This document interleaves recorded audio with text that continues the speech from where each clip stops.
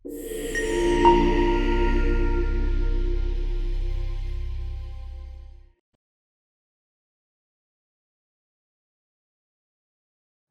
കഥകൾക്കായി NKS audio books എന്ന ഈ YouTube channel മറക്കാതെ സബ്സ്ക്രൈബ് ചെയ്യുക. ജോലിക്കാരി കനകവല്ലി പറഞ്ഞതുപോലെ ചെയ്യാനായി കത്തി എടുത്തുകൊണ്ട് വന്നു.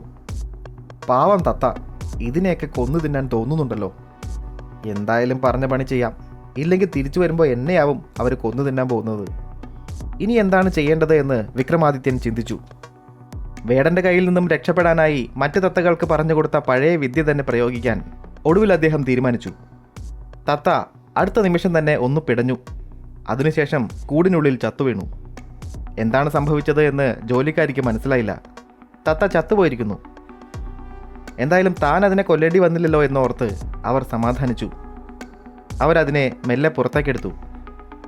ചത്തുപോയ തത്തയെ കൂട്ടിനുള്ളിൽ പൂട്ടിയിടേണ്ടതില്ലല്ലോ എന്നോർത്ത് അവരതിനെ നിലത്ത് വെച്ചു. വിക്രമാദിത്യൻ ആ അവസരം കാത്തിരിക്കുകയായിരുന്നു. പെട്ടെന്ന് തത്ത അവിടെ നിന്നും എഴുന്നേറ്റ് തുറന്നു കിടക്കുന്ന ജാലകത്തിലൂടെ പുറത്തേക്ക് പറന്നു. അതുകണ്ട് വേലക്കാരൻ ഞെട്ടിപ്പോയി. അവർക്കൊന്നും ചെയ്യാനായില്ല.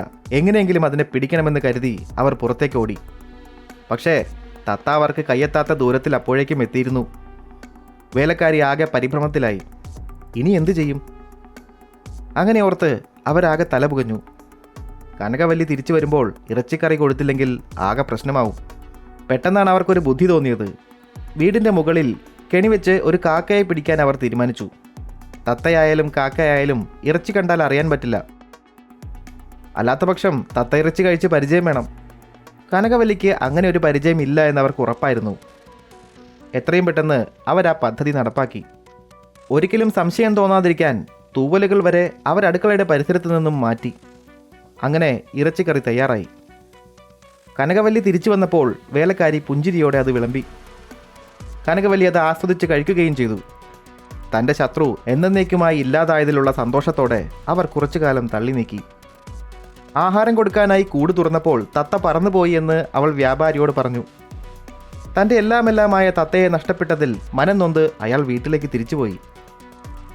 അവൾ പറയുന്നത് സത്യമല്ല എന്നറിയാമായിരുന്നുവെങ്കിലും കനകവല്ലിയെ ഒന്നും ചെയ്യാനാവില്ല എന്ന് അയാൾക്കറിയാമായിരുന്നു. തത്തയെ അവൾക്ക് കൈമാറിയ നിമിഷത്തെ ഓർത്ത് അയാൾ പരിതപിച്ചു.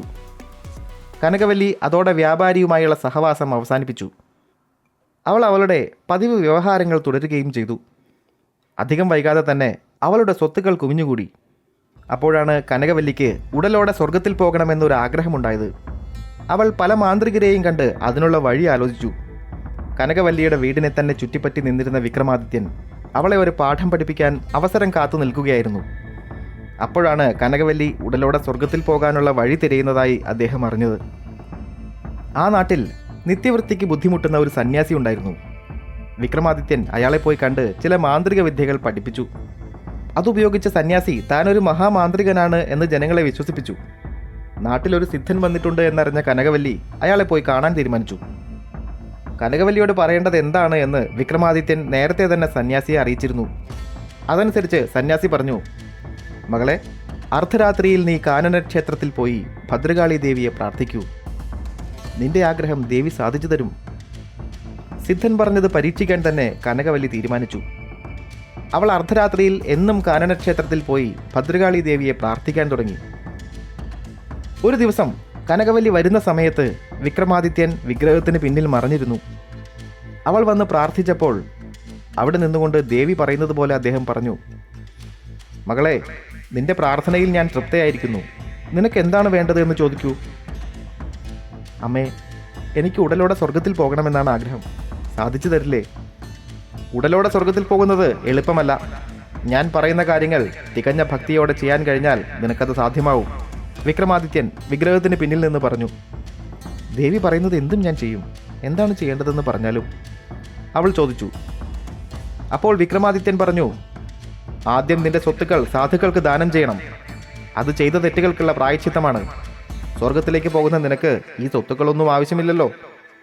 മാത്രമല്ല, ഉടലോടെ സ്വർഗം പോകണമെങ്കിൽ ദാനം വളരെ പ്രധാനമാണ്. പിന്നെ ഇന്നേക്ക് 2 ആഴ്ച കഴിഞ്ഞുള്ള പകൽ ശുഭമുഹൂർത്തത്തിൽ തല മൊട്ടയടിച്ച് പുള്ളികുത്തി കഴുതപ്പുറത്ത് കയറി ഈ ക്ഷേത്രത്തിന് ചുറ്റും 3 പ്രദക്ഷിണം ചെയ്യണം. നിന്റെ സ്വർഗാരോഹണം കാണാൻ നിന്റെ പരിചയത്തിലുള്ളവർ മുഴുവനും ഇവിടെ വേണം. അപ്പോഴേക്കും സ്വർഗത്തിൽ നിന്നും ഒരു രഥം നിന്നെ കൊണ്ടുപോകാനായി വരും. അത് കേട്ടതോടെ കനകവല്ലി സന്തോഷവതിയായി. ദേവി പറഞ്ഞതുപോലെ തന്നെ ചെയ്യാൻ അവൾ തീരുമാനിച്ചു. ദേവിയെ പ്രീതിപ്പെടുത്താൻ തന്നെ സഹായിച്ച സിദ്ധന് തന്നെ അവൾ തൻ്റെ സ്വത്തിൻ്റെ ഒരു ഭാഗം ദാനം ചെയ്തു. തത്തയെ നഷ്ടപ്പെട്ട വ്യാപാരിക്കും ഒരു ഭാഗം നൽകി. ബാക്കിയുള്ള സ്വത്തുക്കൾ താൻ സാധുക്കൾക്ക് ദാനം ചെയ്യുമെന്ന് പ്രഖ്യാപിച്ചു. അധിക സമയം കഴിയുന്നതിന് മുൻപ് തന്നെ അവളുടെ വീട്ടുമുറ്റത്ത് ആളുകൾ തടിച്ചുകൂടി. അവൾ എല്ലാവർക്കും വേണ്ടതെല്ലാം കൊടുത്തു. തൻ്റെ സ്വർഗാരോഹണ ചടങ്ങ് കാണാൻ കാനനക്ഷേത്രത്തിലേക്ക് വരണമെന്ന് എല്ലാവരോടും അവൾ പറഞ്ഞു. ചടങ്ങ് കാണാൻ സാധാരണ ആളുകൾ മാത്രം പോരാ, രാജാക്കന്മാർ കൂടെ വേണമെന്ന് അവൾക്ക് തോന്നി. അതോടെ അവൾ രാജ്യങ്ങൾ തോറും സഞ്ചരിച്ച് രാജാക്കന്മാരെ ക്ഷണിക്കാൻ തുടങ്ങി. ആ ക്ഷണം ഉജ്ജയിനിയിലെ ഭട്ടിക്കും കൃത്രിമ വിക്രമാദിത്യനും കിട്ടി. അത് കണ്ടപ്പോൾ ഭട്ടിക്ക് എന്തോ സംശയം തോന്നി. അവനൊരു പരിചാരകനെ വിളിപ്പിച്ച് പറഞ്ഞു, ഒരു സാധാരണ സ്ത്രീ ഉടലോടെ സ്വർഗത്തിൽ പോകുന്നു എന്നൊക്കെ പറയുന്നത് സംശയാസ്പദമാണ്. ഇതേപ്പറ്റി ഒന്ന് അന്വേഷിക്കൂ. അവൻ പറഞ്ഞു.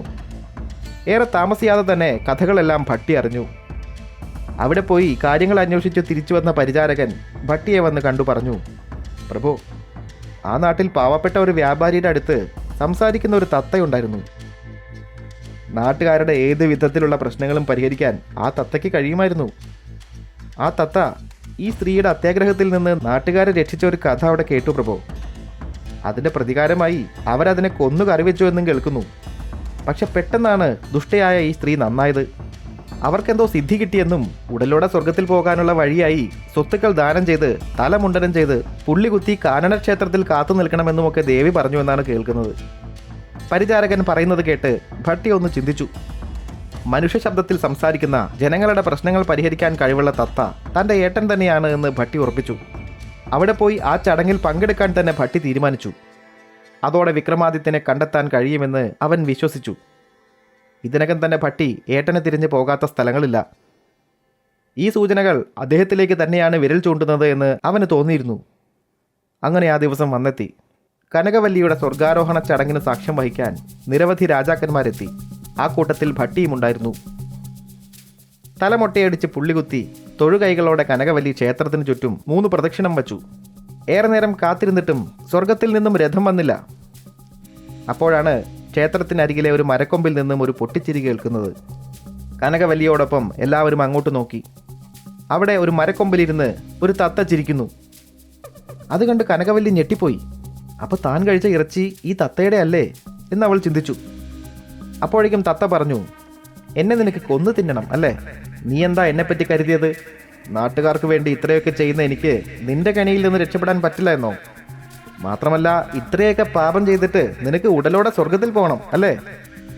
നല്ല മനസ്സോടെ ജീവിച്ച് നന്മ മാത്രം ചെയ്ത് വർഷങ്ങളോളം തപസ് ചെയ്ത് നേടുന്ന സിദ്ധി നിനക്ക് ഒരാഴ്ച കൊണ്ട് കിട്ടുമെന്ന് കരുതിയോ?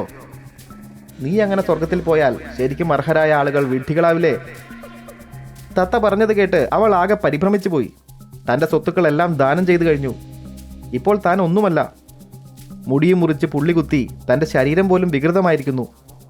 അതുമാത്രമല്ല ഇപ്പോൾ നാട്ടുകാരുടെ മുന്നിൽ താൻ അപഹാസ്യയുമായിരിക്കുന്നു. കനകവല്ലിക്ക് എന്ത് ചെയ്യണമെന്ന് പോലും അറിയാതെയായി. എല്ലാവരും അവളെ പുച്ഛത്തോടെ നോക്കുന്നത് കണ്ട് അവൾക്ക് സഹിക്കാനായില്ല. അധിക നേരം അവൾക്കവിടെ നിൽക്കാൻ കഴിഞ്ഞില്ല. കനകവല്ലി കാട്ടിനുള്ളിലേക്ക് ഓടിമറഞ്ഞു. പിന്നീട് ആരും അവളെ ആ നാട്ടിൽ കണ്ടതേയില്ല. വിക്രമാദിത്യൻ തത്ത പറന്ന് ഭട്ടിയുടെ ചുമലിൽ വന്നിരുന്നു. ഭട്ടി പറഞ്ഞു, എന്താ ഏട്ടാ ഈ കാണുന്നത്? ആ സൂര്യകേതു ചതിയനാണെന്ന് ഞാൻ അപ്പോഴേ പറഞ്ഞതല്ലേ? ഏട്ടൻ അത് വിശ്വസിച്ചില്ലല്ലോ. ആ വിഡ്ഢി ഇപ്പോൾ അങ്ങയുടെ സിംഹാസനത്തിൽ കയറിയിരുന്ന് നാട് മുച്ചൂടും മുടിക്കുകയാണ്.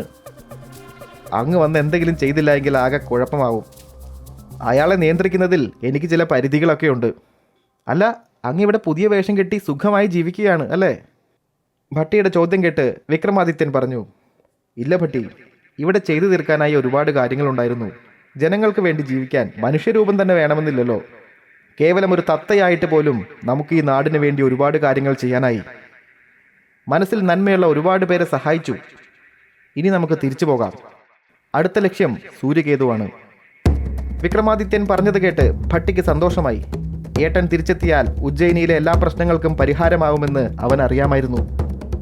അങ്ങനെ വിക്രമാദിത്യനും ഭട്ടിയും സൂര്യകേതുവിനെ കാണാൻ ഉജ്ജയിനിയിലേക്ക് യാത്രയായി.